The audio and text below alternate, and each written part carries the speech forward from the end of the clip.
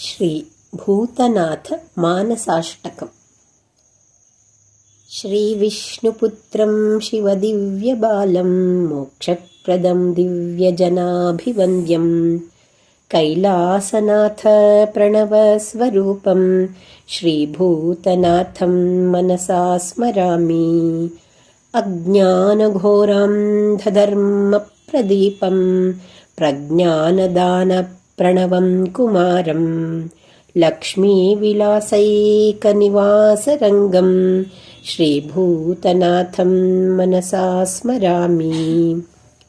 लोकैकवीरं करुणातरङ्गं सद्भक्तदृश्यं स्मरविस्मयाङ्गं भक्तैकलक्ष्यं स्मरसङ्गभङ्गं श्रीभूतनाथं मनसा स्मरामि। लक्ष्मी तव प्रौढमनोहर श्रीसौन्दर्य सर्वस्वविलासरङ्गम् आनन्दसम्पूर्णकटाक्षलोलं श्रीभूतनाथं मनसा स्मरामि। पूर्णकटाक्षप्रभया विमिश्रं सम्पूर्णसुस्मेरविचित्रवक्त्रं मायाविमोहप्रकरप्रणाशं श्रीभूतनाथं मनसा स्मरामि। विश्वाभिरामं गुणपूर्णवर्णं देहप्रभानिर्जितकामदेवं कुपेट्यदुःखर्वविषादनाशं श्रीभूतनाथं मनसा स्मरामि। मालाभिरामं परिपूर्णरूपं कालानुरूपप्रकटावतारं कालान्तकानन्दकरं महेशं श्रीभूतनाथं मनसा स्मरामि। पापापहं तापविनाशमीशं सर्वाधिपत्यपरमात्मनाथं श्रीसूर्यचन्द्राग्निविचित्रनेत्रं श्रीभूतनाथं मनसा स्मरामि।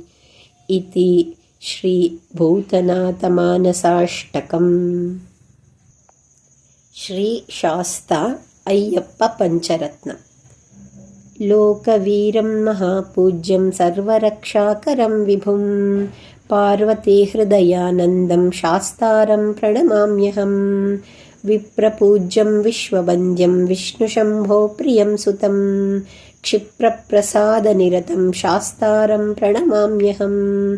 मत्तमातङ्गगमनं कारुण्यामृतपूरितं सर्वविघ्नहरं देवं शास्तारं प्रणमाम्यहम्। अस्मत्कुलेश्वरं देवमस्मच्छत्रुविनाशनम् अस्मदिष्टप्रदातारं शास्तारं प्रणमाम्यहम्। पाण्ड्येशवंशतिलकं केरळे केळिविग्रहम् आर्तत्राणपरं देवं शास्तारं प्रणमाम्यहम्। पञ्चरत्नाख्यमेतद्यो नित्यं शुद्धपठेन्नरः तस्य प्रसन्नो भगवान् शास्ता वसति मानसे। इति श्रीशास्ता पञ्चरत्नम्। शास्ता नमस्कारश्लोकम्। त्रयम्बकपुराधीशं गणाधिपसमन्वितं गजारूढमहं वन्दे शास्तारं प्रणमाम्यहम्। शिववीर्यसमुद्भूतं श्रीनिवासतनोद्भवं शिखिवाहानुजं वन्दे शास्तारं प्रणमाम्यहम्। यस्य धन्वन्तरिर्माता पिता देवो महेश्वरः तं शास्तारमहं वन्दे महारोगनिवारणं। भूतनाथ सदानन्दा सर्वभूतदयापरा रक्ष रक्ष महाबाहो शास्त्रे तुभ्यं नमो नमः।